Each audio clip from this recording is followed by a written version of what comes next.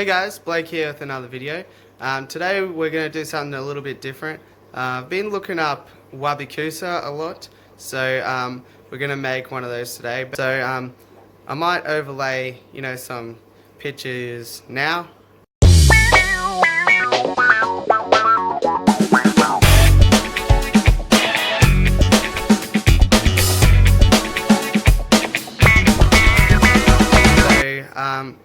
Basically I've got my ingredients here. Obviously you're going to need some plants, but first of all we're going to make the bowl that the plants are going to be planted into. So in here I've just got a mixture of some ADA Amazonia and just some clay from out the back, and basically I'm just going to get some, well, I've got some water here, and we're going to use that to make it into a bowl. And then around that bowl we're going to put this here, which is sphagnum moss, and that's basically just going to keep it nice and moist around the bowl and make it a bit easier for the roots of the plants to penetrate in and get that water. I think people have done it with just a ball of clay, but in my mind that's a pretty hard surface for a root to try and get into, so I think it's going to be better with this moss, but time will tell. And then other than that, we've just got some small stockings, and this is just going to be wrapped around the sphagnum moss, and I'm just going to plant the plants in through this, so we'll see how we go. I might change the plant as we're going, but because this is the first time I've tried it, but that's the plan from now. Okay, so we'll just start off by putting some water and getting this earth material into a solid consistency.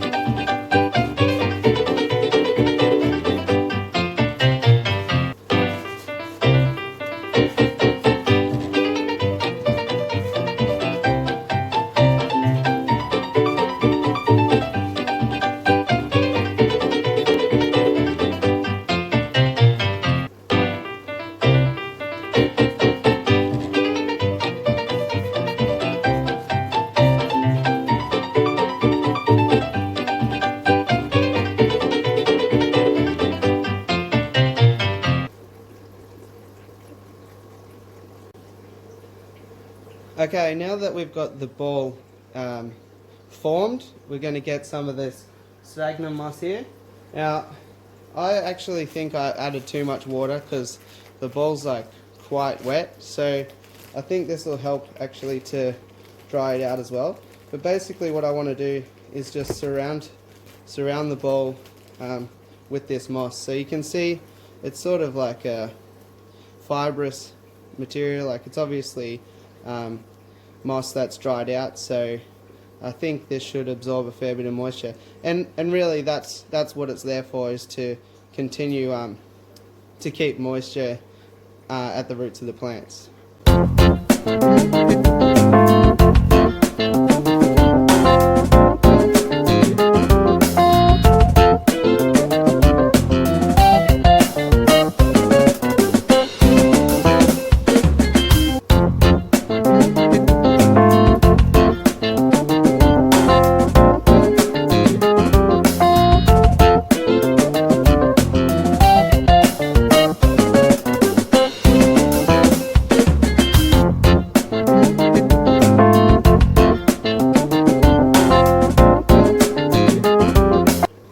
Okay, so at this stage we've got a nice ball covered in moss. I can already tell that it's starting to absorb some of the water and make the ball a bit more structurally sound. Okay, so the next step is attaching some plants and moss, and how we're going to do that is with some fishing line. So this is fluorocarbon. Basically it's really hard to see fluorocarbon, so that's why I've decided to use that. But I mean, ideally I could have used a lower gauge fishing line, but this is what I had on hand. So I'm just basically going to wrap some moss all around the base of this, and see how that goes. Okay, so I went and collected up the plants just while I waited for the bowl to just settle. And these are some plants that I had growing outside. I actually had a lot more, except my dog tipped over this thing that I was growing them in, so that was a bit of a shame. But I have just got some pink rotala, some Ludwigia, some 2 types of hygrophila, some S. repens, some pearlweed, and that's pretty much it. So we'll make do with what we've got. As I said, this is just the first one that we're doing, so who knows, we'll see if it's a success, and we might do a few more of them. But anyway, that's what we've got to work with today. So I've just let the bowl sit for a minute, and actually it's feeling a lot sturdier. I have decided to omit the stocking just because I think it's going to be easier in the long run. And at the end of the day, the stocking sort of becomes a bit redundant once we start putting the pearlweed around the base. So we'll see how we go. Might regret that decision, but you know, you gotta do these things. So just to kick it off, placing the pearlweed around the edge.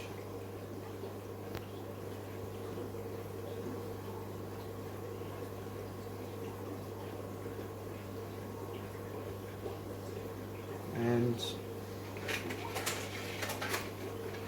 start wrapping it.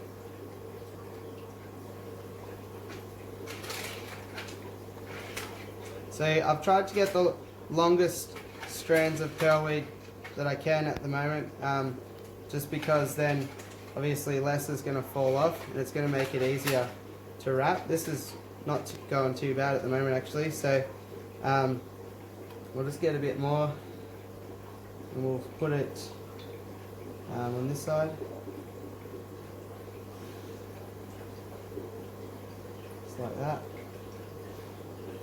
These are just trimmings from my display tank, so there's probably all sorts of stuff in there, but that's okay.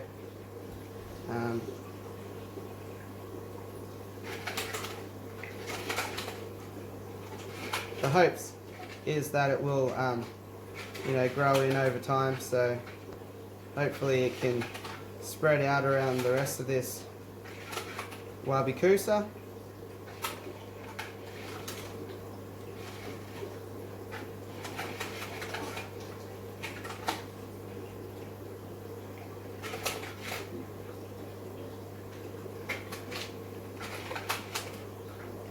Alright, so I think that's maybe it for the pearlweed, so I'll just cut myself plenty of fishing line here to make a knot.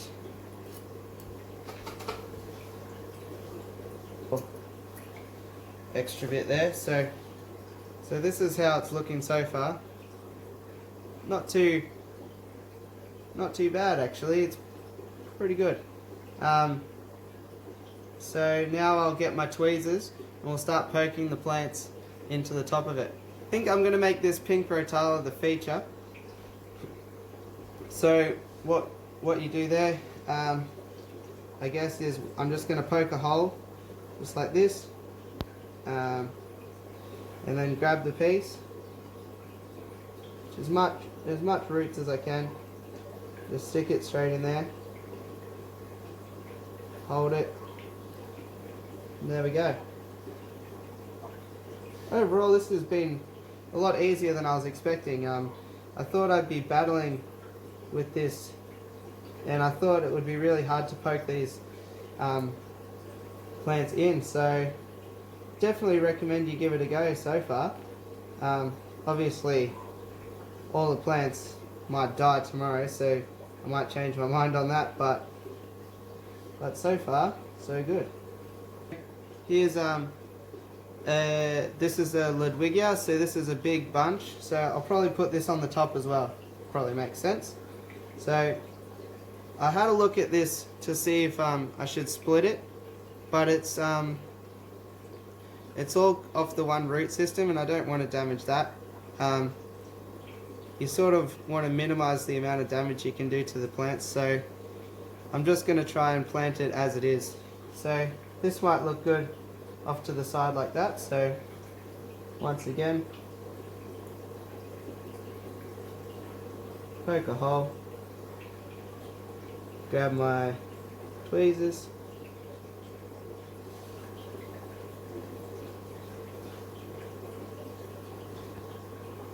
just like that. Now if you're not familiar with immersed growing plants, they grow a lot faster because they've basically, if you think about it, they've got constant CO2 just from the atmosphere. So it's like having a supercharged CO2 system. Obviously a lot of people come unstuck with the conversion process to get it back to submerged growth, but I haven't found it too difficult. Obviously it depends on the species and what tech you're running, so what lights, whether you're injecting CO2 and all that sort of stuff. Obviously it's basically impossible to replicate the conditions that plants get out of water, but as close as you can get, the easier it's going to be on the plant. So if you can inject CO2, that's, you know, one less thing that it's going to have to adjust to. If you have really high light, similar to that what it was getting with the sun, well, that's going to be one less stress that the plant has to undergo, and so on and so forth. So I think this Wabi Kusa is looking pretty good now. Pretty happy with how this has come together.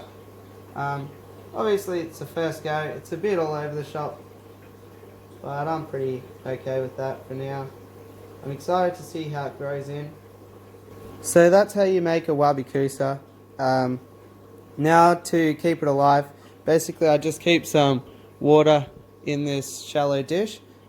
This is a plastic greenhouse kit that you can buy from your hardware store, fairly cheap, so just keep it as humid as you can while the plants convert over. Keep that on the lid, and then whenever you can, I just come through with a normal spray bottle of water and just give it a nice spray down. So that's a little project I've been wanting to do for a while. I'm keen to monitor the progress of this, guys, so I'll keep you updated. So there you go, guys. Hopefully you enjoy this different video. I like to get creative and think up little projects like that. If you're like me, you probably have tanks lying around, spare soil lying around. Most of these plants, you know, you can just grow outside yourself from cuttings, for example. That rotala just came from this tank here. So if you subscribe to my channel, hopefully I can bring you some outside of the box content. Let me know if you like it down below or by hitting the like button. Hope you enjoyed. Thanks for watching. Catch you next time.